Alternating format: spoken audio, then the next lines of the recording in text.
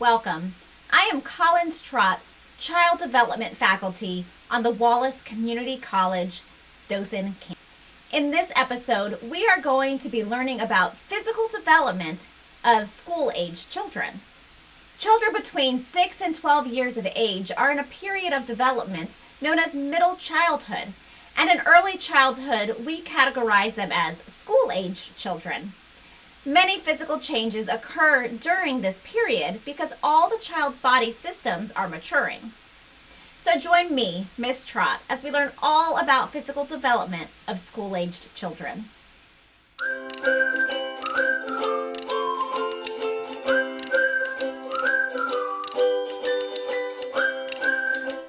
With the coming of school-age years, brain growth slows dramatically. The brain, which reached 90% of its adult weight during the preschool years, grows to reach 95% of its adult weight by 10 years of age.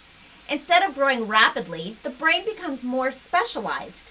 Specific areas of the brain coordinate specific tasks. From school-aged years onward, rewiring of the brain is difficult. Brain connections allow for better memory capacity, language and literacy development, focus and motivation, problem-solving skills, and emotional control. Besides the brain, other organs continue to mature in school-aged children. The heart becomes more efficient at pumping blood and blood pressure increases. Children's lungs continue to grow until about 8 years old, and breathing becomes less abdominal and more in the chest. As the gastrointestinal system matures, school-aged children have fewer stomach upsets, steadier blood sugar levels, and greater stomach capacities, as well as established bowel and bladder control. Children's senses are also improving, including vision and hearing.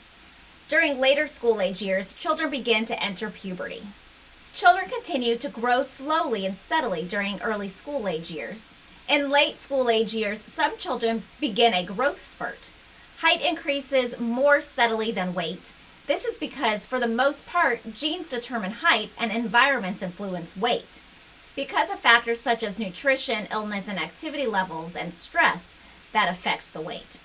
During these years, body proportions in children change and become more similar to adult proportions. The arms and legs grow longer, which give children a lower center of gravity and better balance. Children's teeth and jaws grow as bones ossify and grow larger.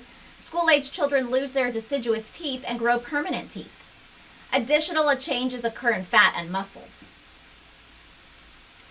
The maturation of children's bodies during school-age years leads to refined motor development. School-age children often have a surplus of energy, which they use in practicing motor activities. Motor skills improve during middle childhood due to 4 physiological factors: reaction time, precision, speed and strength, and flexibility. Although most school-age children are able to feed themselves, they still rely on adults to meet their nutritional needs as children begin to think for themselves and as peers become more important. Meeting these needs becomes more complex. Children have more control over nutrition in the school-age years. It is important for adults to work with school-age children as a team towards a common goal of healthful eating, since they are more likely to be eating meals while away from home and with less direct supervision. Adults and schools can use several strategies to improve the chances of children selecting and eating nutritious lunches and snacks. A healthful eating plan focuses on colorful fruits and vegetables, lean protein options, low-fat dairy products and whole grains. Heavily processed foods containing hidden sources of solid fats, sodium, and added sugars should be avoided or limited. Healthful eating every day should be the goal for school-aged children to not be at a nutrition-related risk. Overnutrition is the ongoing intake of more calories than is needed for good health. Undernutrition occurs when some food is being eaten, but is continuously lacking one or more nutrients to meet the body's needs.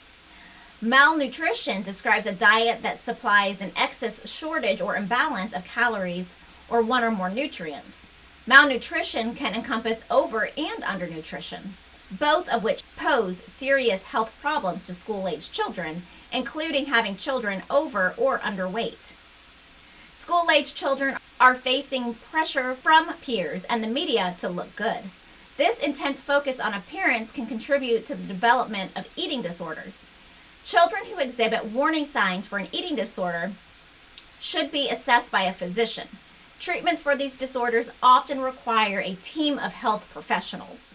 School-age children still rely on parents to provide them with basic physical necessities, such as clothing and toiletries, and to guide their clothing choices and health practices, such as hygiene, physical activity, and rest and sleep.